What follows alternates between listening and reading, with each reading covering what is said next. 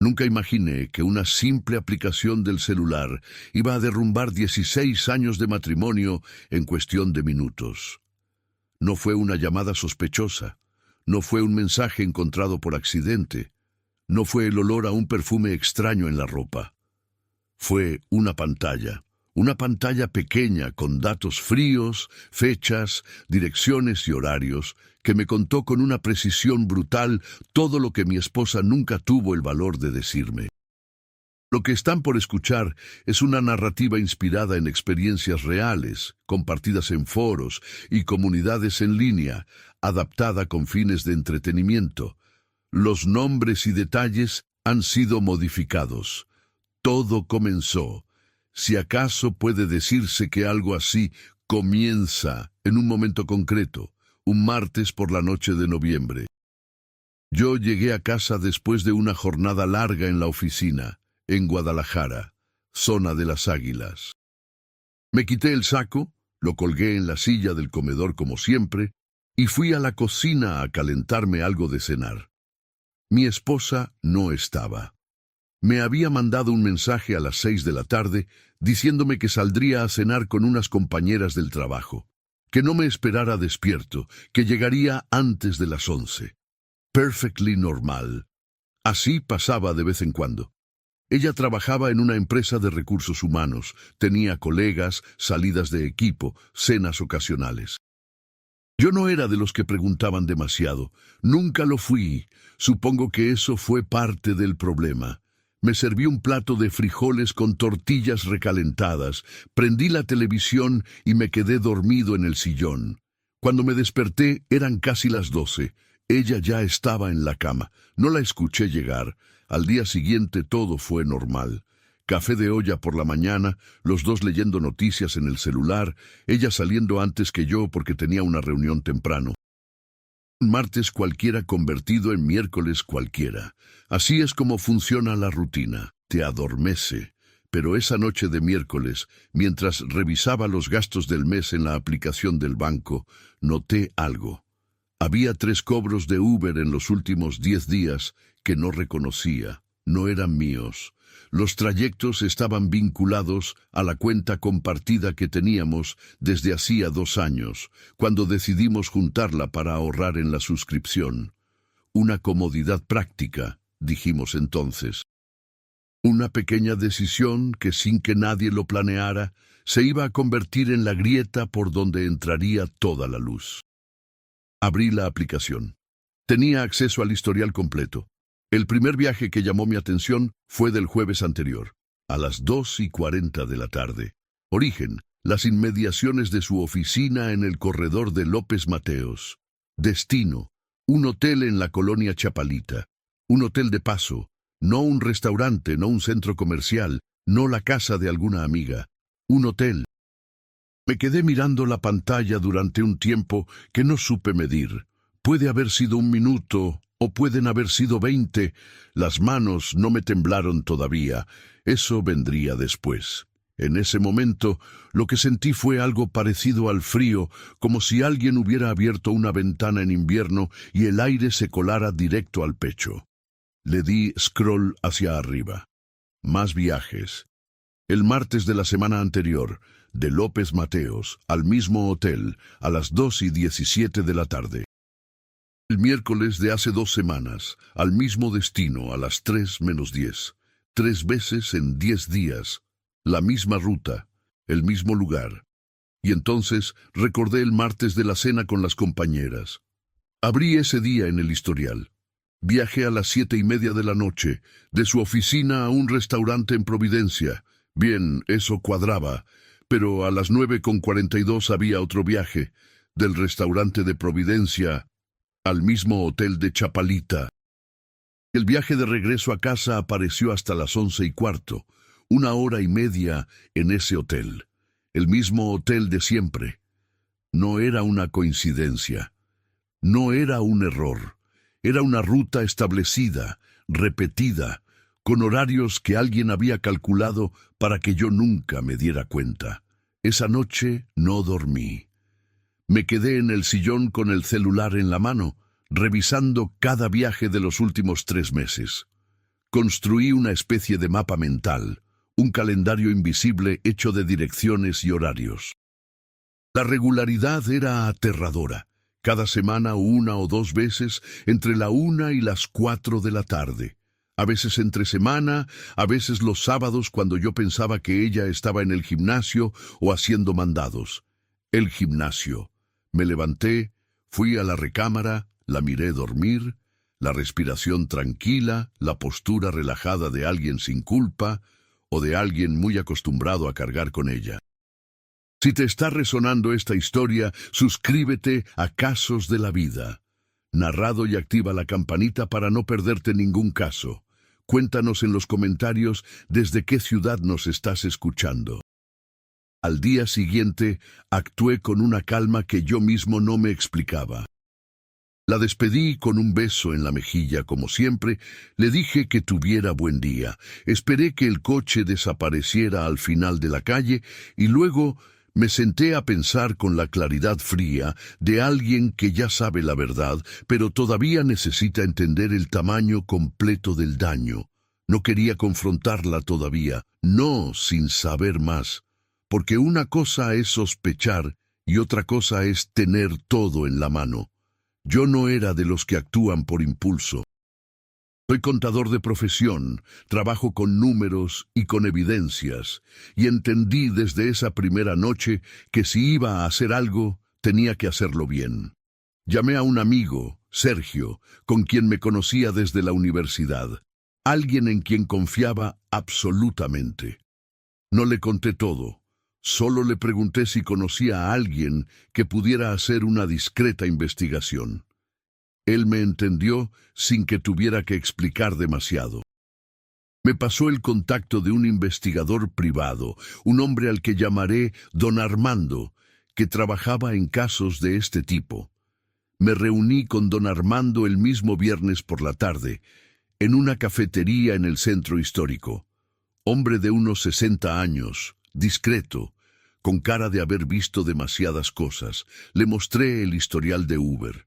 Lo revisó en silencio, asintiendo lentamente. Esto ya es bastante, me dijo. Pero entiendo que usted quiere algo más concreto. Necesito saber con quién, respondí. Eso lo averiguamos. Durante los siguientes 10 días, don Armando hizo su trabajo. Yo seguí con mi rutina, sin cambiar nada, sin preguntar nada, sin dar señales de que algo había cambiado en mi interior. Era agotador. Cada cena, cada mañana con café de olla, ¿Cómo te fue en el trabajo? Se sentía como actuar en una obra de teatro en la que solo yo conocía el verdadero guión. Hubo momentos difíciles. Un domingo ella me abrazó por la espalda mientras yo lavaba los platos y me dijo que me quería, que estaba contenta con nuestra vida. Tuve que apoyarme en la orilla del fregadero para no doblarme. Le respondí que yo también. Y era cierto, en algún nivel terrible y complicado que no tenía nombre, todavía la quería. O quería a la persona que yo creía que era. Eso también me costó entenderlo con el tiempo. El martes siguiente, don Armando me llamó. Lo tenemos, dijo simplemente. Nos encontramos esa misma tarde. Me mostró fotografías. No voy a describir cada detalle, porque el dolor de ciertos momentos no necesita audiencia, pero sí diré lo que necesito decir para que comprendan la magnitud de lo que descubrí. El hombre con quien mi esposa estaba en ese hotel no era un desconocido. Era Rodrigo, el hermano de su mejor amiga.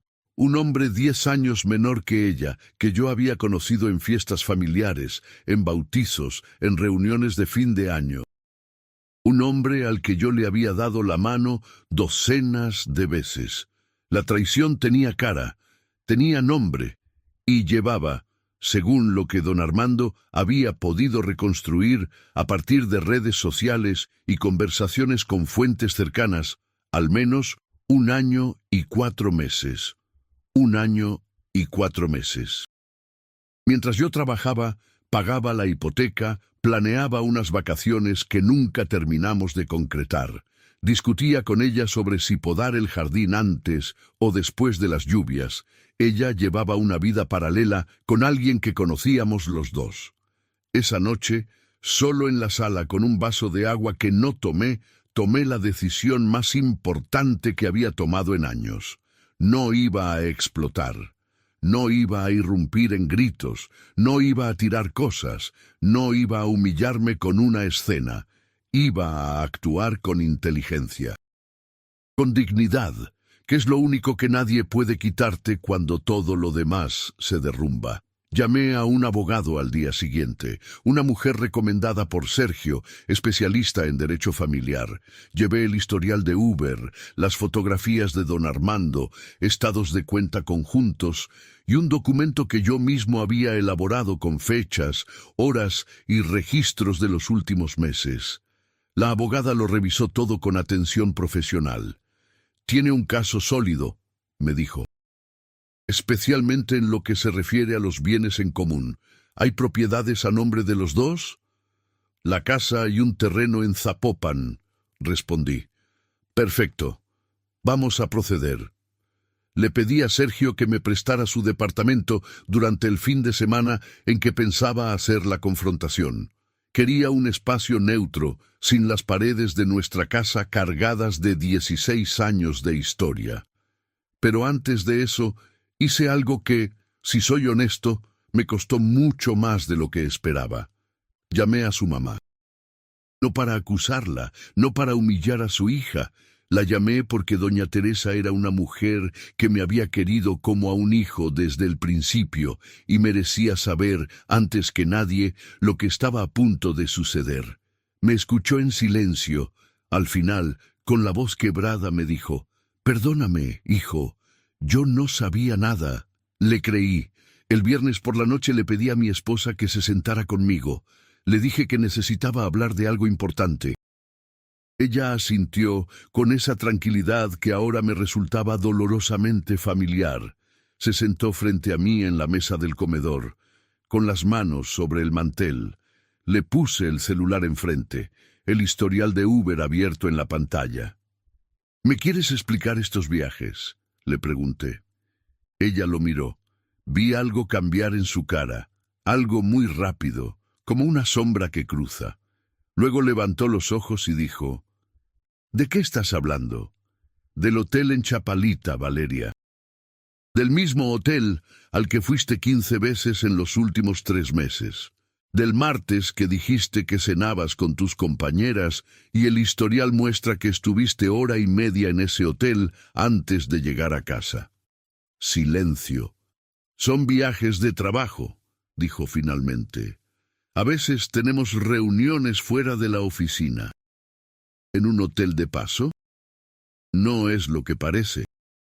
«Entonces dime qué es». Otro silencio. Más largo. El tipo de silencio que lo confirma todo. «¿Con quién es, Valeria?» Vi el momento en que decidió seguir mintiendo. Lo vi en los ojos, en la forma en que se preparó para otra explicación. Y fue en ese momento que saqué el sobre con las fotografías y lo puse sobre la mesa. No dije nada más. Ella lo abrió, las miró, cerró el sobre despacio. Y entonces sí, por primera vez en toda esa conversación, empezó a llorar. «Déjanos saber en los comentarios qué harías tú en una situación así. A veces, saber que no estamos solos hace toda la diferencia. Y si conoces a alguien que esté pasando por algo parecido, comparte esta historia». Las horas que siguieron fueron de las más difíciles de mi vida. No por lo que dijo ella, sino por lo que me di cuenta de que yo sentía. Porque cuando alguien llora frente a ti, alguien a quien amaste durante 16 años, algo en ti quiere consolarla aunque sea ella quien te hizo daño. Es uno de esos nudos imposibles que no se explican bien con palabras. Ella confesó todo. No de inmediato, no sin que yo tuviera que ir sacando cada pedazo de verdad con paciencia y firmeza. 1 año y 5 meses resultó ser, no 4 como había estimado don Armando. Había comenzado en una reunión de trabajo donde Rodrigo, La pareja de negocios de la hermana de su amiga había aparecido por primera vez en su mundo profesional. Lo que comenzó como una amistad se convirtió en mensajes, luego en encuentros, luego en ese hotel en Chapalita al que regresaban semana tras semana como si fuera lo más normal del mundo. ¿Lo quieres?, le pregunté. Tardó en responder. Eso ya era una respuesta. No lo sé, dijo finalmente. Está bien, le respondí. Entonces te voy a pedir que te vayas esta noche, con lo que necesites para unos días. El resto lo resolvemos por los canales que corresponden. Ella me miró como si esperara que me derrumbara, que suplicara, que entrara en colapso. Creo que no esperaba la calma. Y yo mismo me sorprendí de tenerla. No era insensibilidad. Era algo que solo entendí después. Era el peso de haber tomado una decisión clara y la extraña paz que viene con eso. Esa noche me quedé solo en la casa. Calenté unos frijoles, puse la televisión y no la vi. Me quedé mirando la pared con ese ruido de fondo que a veces necesitamos para no escuchar demasiado nuestros propios pensamientos. El proceso legal tomó 8 meses. No fue fácil, ni rápido, ni barato, pero la abogada hizo su trabajo con eficiencia y sin dramas innecesarios. El divorcio se resolvió con una división justa de bienes. La casa quedó para venta y el producto se dividió en partes iguales, igual que el terreno en Zapopan. Ella renunció a ciertos beneficios a cambio de agilizar el proceso, lo cual, en el fondo, creo que fue su manera de reconocer el tamaño de lo que había hecho. Durante esos meses hubo intentos de su parte por hablar, por explicar, por encontrar algún punto de entendimiento. Yo no cerré la puerta de manera grosera, pero tampoco la dejé abierta de par en par. Había cosas que no tenían solución y yo ya había aprendido a distinguir cuáles eran. El perdón, con el tiempo, llegaría por mí, no por ella. Porque el perdón no es un regalo para quien te lastimó, es un acto de liberación para uno mismo. Pero eso lo aprendí mucho después. Lo que sí me costó trabajo, y no lo voy a disimular, fue lo que pasó con la familia de ella. Su mamá, doña Teresa, me llamó varias veces durante esos meses. Me decía que lo sentía, que no sabía cómo había pasado, que yo siempre había sido un buen hombre para su hija. Esas llamadas me llegaban profundo, más que cualquier otra cosa, porque doña Teresa no tenía culpa de nada, y la perdía a ella también, a toda una familia política que había sido mía durante 16 años. La hermana, la amiga cuyo hermano era Rodrigo, nunca me llamó. Supongo que el silencio también es un tipo de respuesta. Sergio estuvo presente en los peores momentos. Me sacó a tomar una cerveza cuando necesitaba salir de mi propio cuarto mental. Me escuchó sin dar consejos que no pedí. Me acompañó una tarde a recoger unas cajas de la casa antes de que se pusiera en venta. Ese tipo de presencia, discreta y constante, vale más de lo que se puede decir. 12 meses después de aquella noche en la que abrí la aplicación y vi el primer viaje al hotel en Chapalita, estaba firmando los últimos documentos del divorcio en una notaría en el centro de Guadalajara. La abogada me puso el papel frente a mí, yo firmé, y eso fue todo. 16 años reducidos a una firma.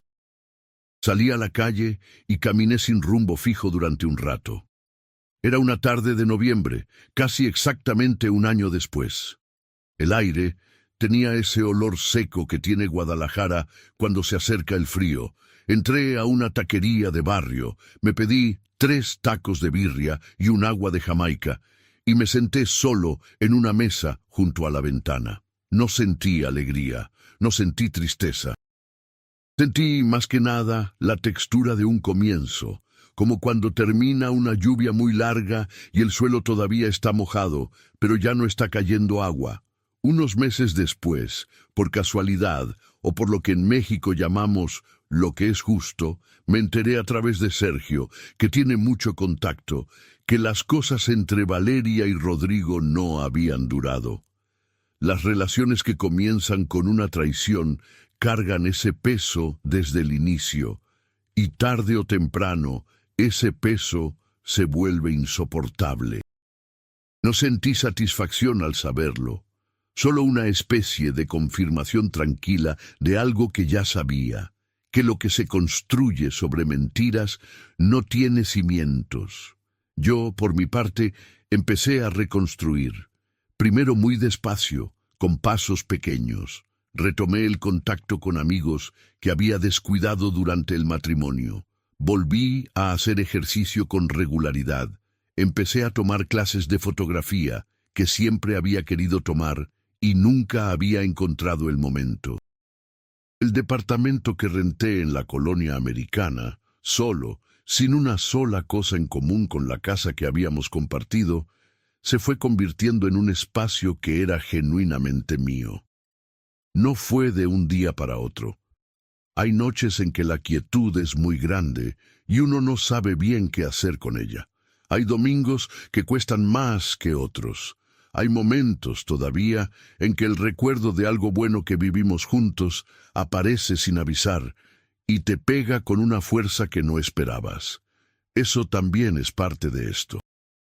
Nadie sale de 16 años sin cargar algo del camino, pero hay algo que nunca olvidaré y que, si sirve de algo para quien está escuchando, quisiera dejar dicho con claridad. La dignidad no es algo que te quiten, te la puedes perder solo tú si la entregas. Esa noche, frente a la mesa del comedor, cuando puse las fotografías sobre el mantel y esperé en silencio, elegí no perderla. Y esa elección, más que cualquier otra cosa que haya hecho en todo ese tiempo, fue la que me permitió salir de ese período de mi vida con algo intacto. No vengo a decir que fue fácil, ni que soy un ejemplo de nada. Vengo a decir que es posible, que cuando el suelo se mueve debajo de ti, cuando descubres que la realidad que construiste tenía una grieta que no veías, todavía puedes decidir cómo pararte, con las rodillas dobladas o con la espalda derecha. Yo elegí la espalda derecha. Esa decisión, que pareció pequeña en el momento en que la tomé, lo cambió todo.